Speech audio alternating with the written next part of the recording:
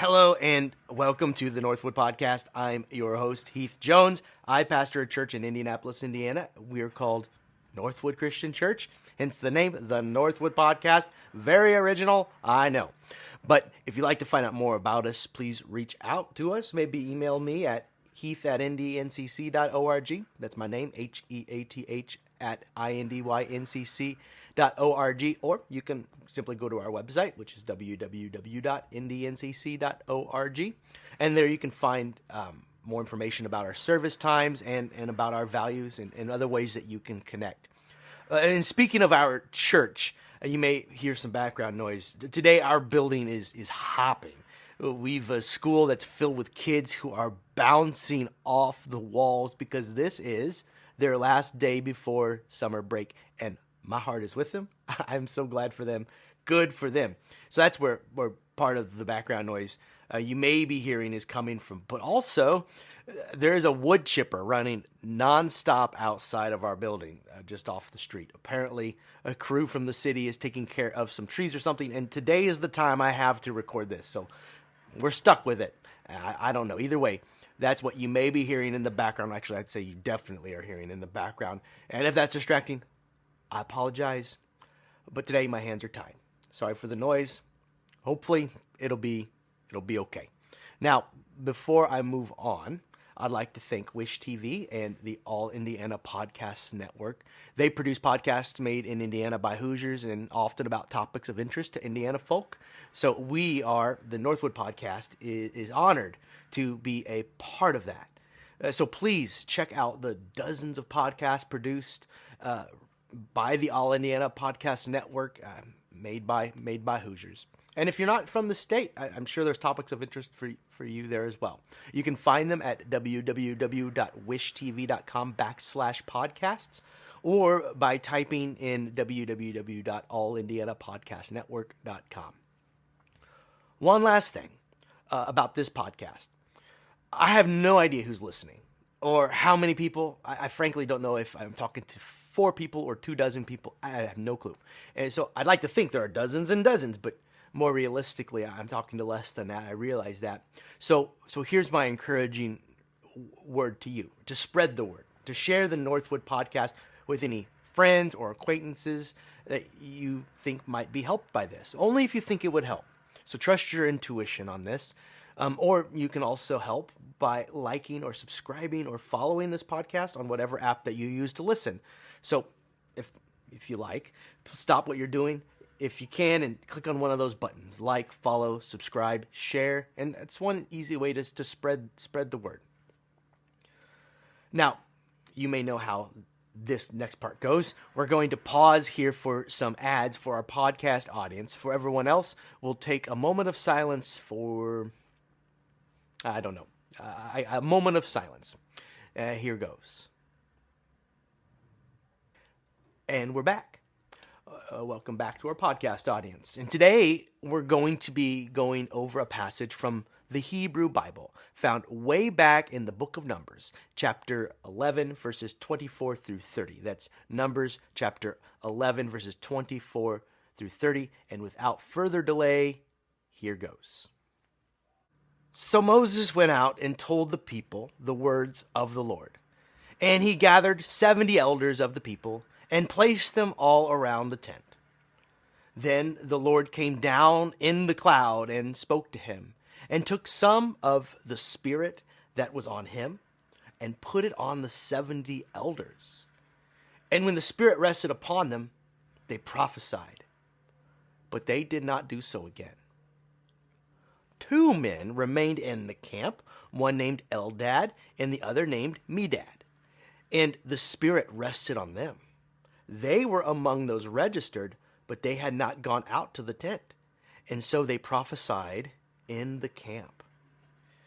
And a young man ran and told Moses, Eldad and Medad are prophesying in the camp. And Joshua, son of Nun, the assistant of Moses, one of his chosen men, said, My lord Moses, stop them. But Moses said to him, Are you jealous for my sake? Would that all the Lord's people were prophets, and that the Lord would put his Spirit on them. And Moses and the elders of Israel returned to the camp. There's something I'm going to admit right now that has been hard for me to admit even to myself, and it is this. I am a professional Christian and a career religious expert. Why do I say this? Well, where do I start? For starters, I've been paid by churches to be the resident theologian, preacher, and teacher about all things Christian for about 15 years now. At least it seems that is what is expected of me, to know all about the things, to know all about it. And the it here being the deep mysteries of the faith and how these inform our lives. In other words, what does Christianity say about us, our world, our purpose, and our meaning? And many are asking, how might your faith, Pastor, to me, asking me, how might your faith inform my life and make my life better? And they could mean just a whole lot better. Maybe they're going through some life crisis where there's a lot that needs to be rectified. Or maybe just a little better. Either way, no pressure. No pressure for me at the ripe age of 37 to tell others about the deep mysteries that flow from those big questions. Why am I here? What am I to do in life? Why do I suffer? Why is there suffering at all? What happens to me when I die? And the answer to all of those questions, well, come back. Come back next week to find out. Just kidding, but wouldn't it be just like a religious authority such as myself to punt on these difficult questions? I understand the impulse, but at the same time, I can understand why it's expected of me to know these things.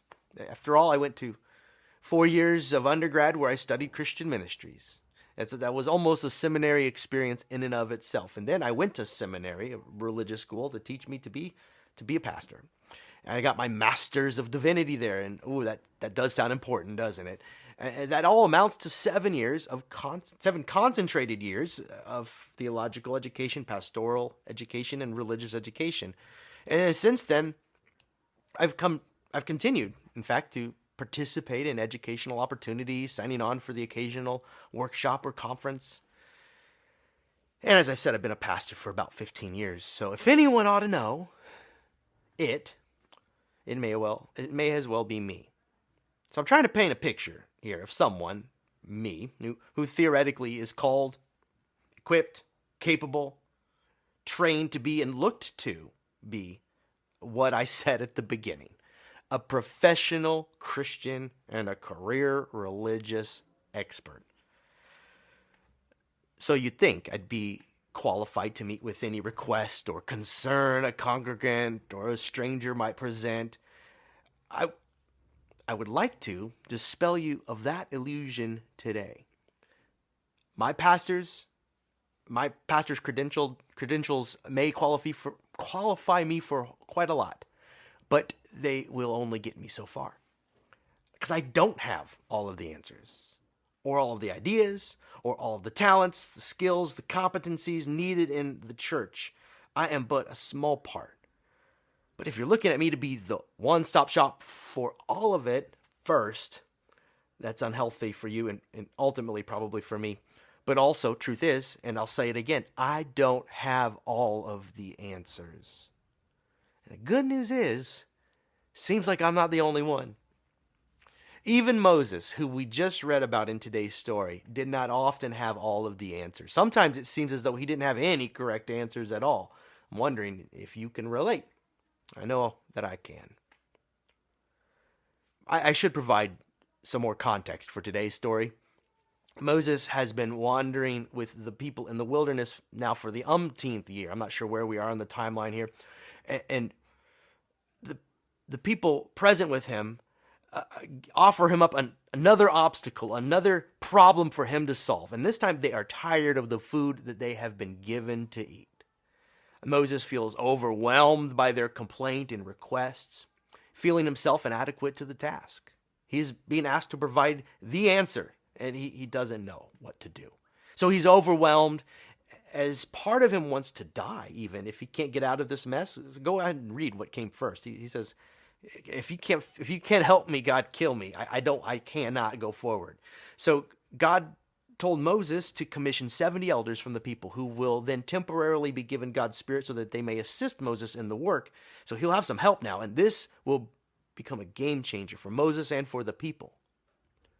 Because if you'll recall, or perhaps you didn't know, they've been wandering in the wilderness for years now, and sometimes their situation grew precarious. Sometimes they were hungry, like we find them today. Sometimes they were thirsty. Sometimes they were both. Sometimes it was too hot. Sometimes the waters were too high to cross. Sometimes enemies assailed them. But up until this point, God has met the needs of the people. God has done this by working through his servant Moses. And that's been the pattern up until now. 1, the people will complain to Moses. And then 2, Moses will bring these complaints to God. And then 3rd, God intervenes, often answering the needs of the people. And all of this has been, up until this moment, mitigated by Moses, or through Moses, with the occasional help of his brother Aaron, and now I suppose with Joshua, his new right-hand man. So they will go to Moses because they have come to realize that Moses is full of God's Spirit, and God's Spirit is what met with Moses at the burning bush, singling him out for this very purpose. God's Spirit then animated Moses as he was inspired to speak just the right words to Pharaoh as he attempted to negotiate the Israelites' release from slavery. God's Spirit was always working through Moses in this way in recent years. Moses was a conduit, a special person filled with God's directions, purpose, and occasionally some of God's power. All of this is what it means for us to see Moses as God's prophet. This word prophet, or one who is thought to prophesy, I should clear up some confusion before we move forward. Because most of the time when this word is used in the Bible, we are not meant to think what you think you maybe are supposed to think. That is, of someone whose primary job is to predict or to tell the future. That word prophesy has come to mean little else in recent centuries. I realize that a prophet is thought of as someone who sees the future. But this would be for us to misunderstand this role of prophet in the Bible and what they do. So what is a prophet in the biblical world? Well, sometimes they would make proclamations about the future. This is true. But more often than not, the prophet would speak on behalf of God about the issues facing the community in the present moment. A prophet in the biblical world was someone who was filled with God's Spirit and then could relay information to the people that God wants them to know. And the Israelites had seen Moses fill this role on the regular, around the clock, for many years at this point. It's become almost their par for the course for Moses to be the guy. And the people had gotten used to this sort of thing, it would seem. And so now the people found themselves in another pickle, but they had been in many other situations before. Once they were stranded at the banks of a great watery expanse with the Egyptian army bearing down upon them. No problem. God's prophet Moses will lift up his arms up over the waters, and they will part. When the people are thirsty, no problem. The prophet will, under God's guidance, strike a rock with his walking stick, freeing up fresh water for them to drink. Now, realize that in the minds of the people, this is all God's doing, but the prophet is the intermediary. You need Moses, they thought. Now, the people have presented Moses with a new but an old problem, really. I say new but old because there is recorded back in Exodus a similar story where the people complain about the food that they have to eat, and then in that moment they're given manna to eat. And now, though, apparently that isn't enough. Now they want meat. And this time, God gets angry, and then Moses absorbs their complaints yet again. But this time Moses seems to have had it, and then he complains to God. So the people complaining to Moses, Moses now complaining to God, and boy, does he ever complain. You know those situations where someone else's bad mood is passed on and so forth. Well, that's the situation here. The people are hangry, and then Moses gets worked up, but this time he's not going to take it lying down. Check out what he says when he's at his wit's end. I'm going to read to you something that came just before the verse that we started out reading from the book of Numbers, this time from verses 13 through 15. He says, and he is saying to God, he is complaining loudly to God, "Where am I to get meat to give all this people? For they come weeping to me, saying, 'Give us meat to eat.'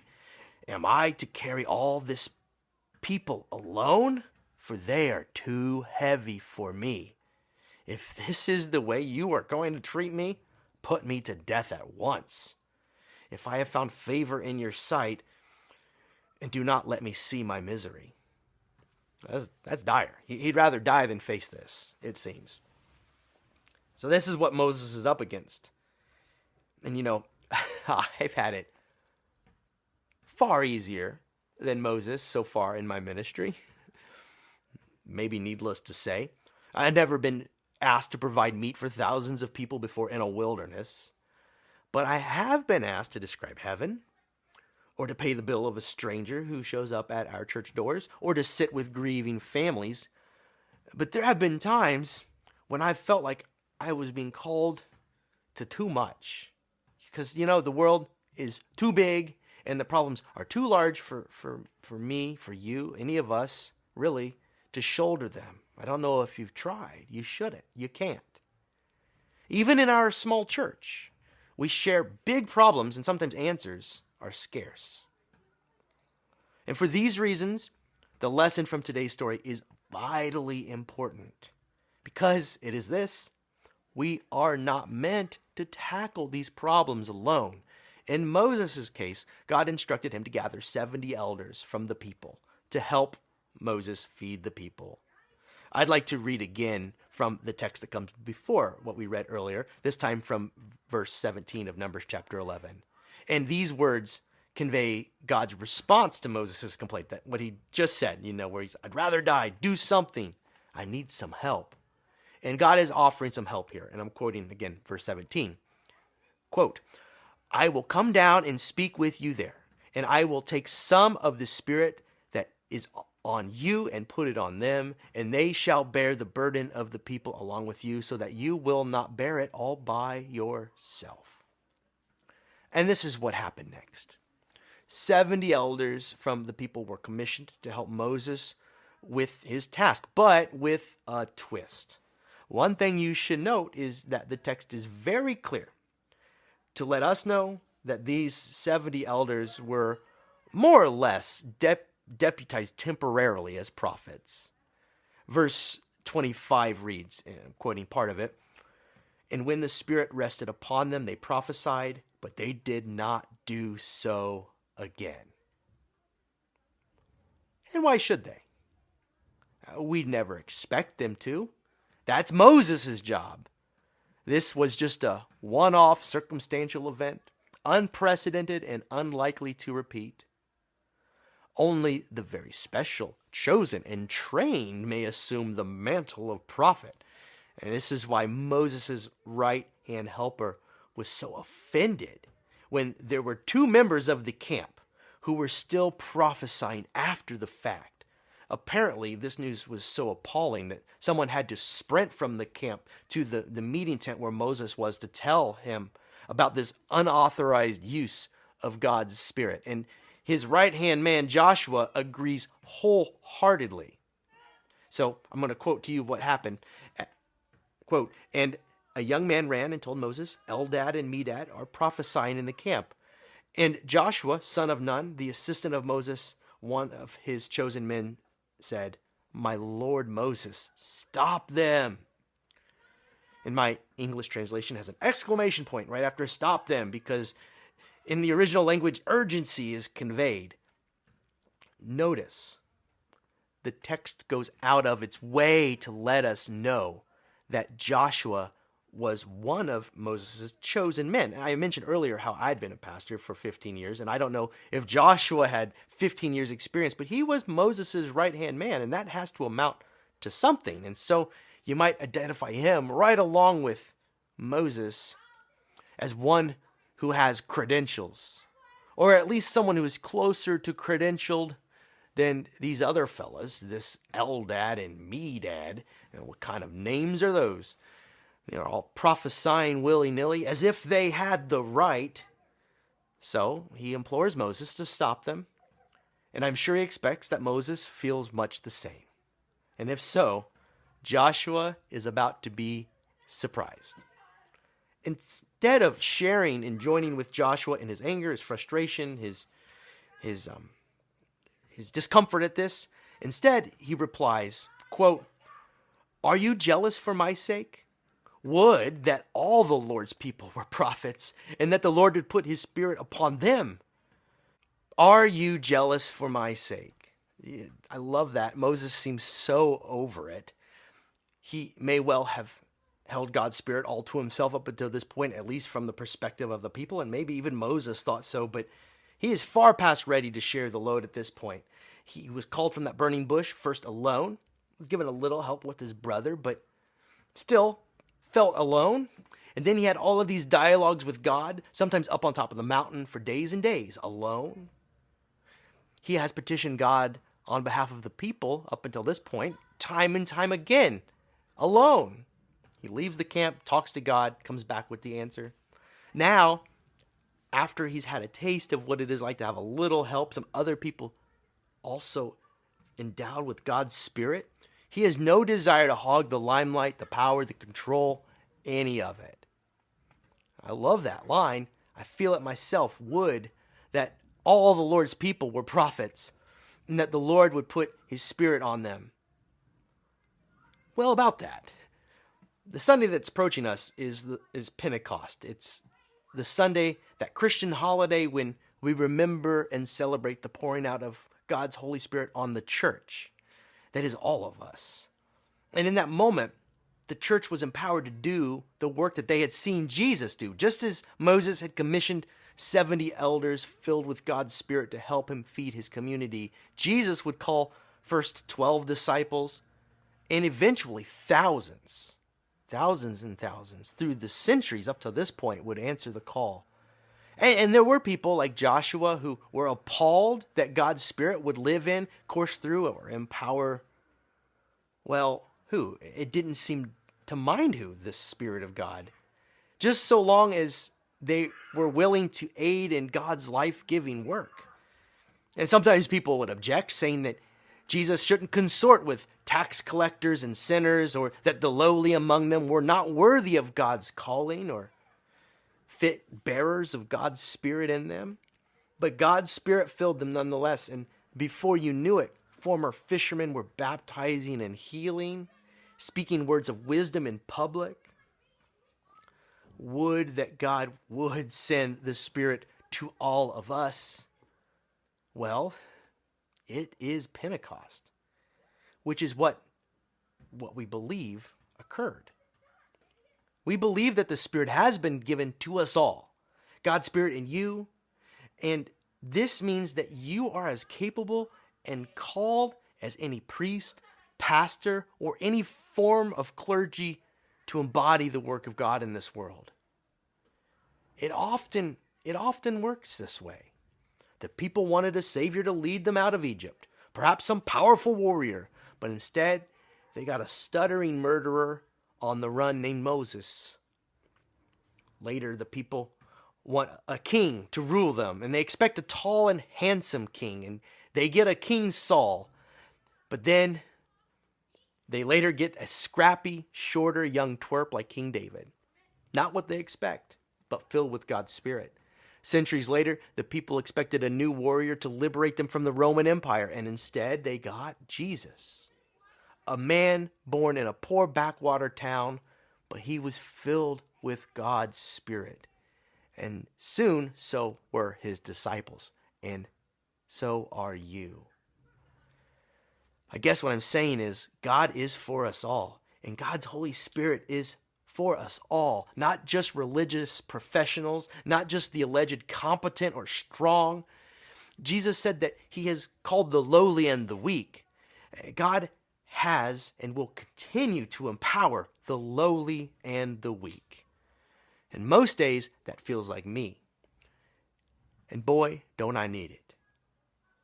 You know, the world still needs many saviors in many places. Just as Moses was aided by the 70 elders filled with God's Spirit, we are aided by one another, all priests and prophets in our own right. And when I pass by someone who is down and out, I should remember that God is for them as well, that they have it. In fact, they might just be the priest or the prophet I need to meet. Should I ever find the spiritual eyes to really see them, to really see you? This has been the Northwood Podcast. If you like what we're doing here, please subscribe to the podcast by way of whatever app you use to listen, or leave a comment. These points of engagement drive more traffic our way. Or check out our website, www.indyncc.org. And also check out the other podcasts produced by the All Indiana Podcast Network. Until next time, this has been the Northwood Podcast. I am Heath Jones. Peace.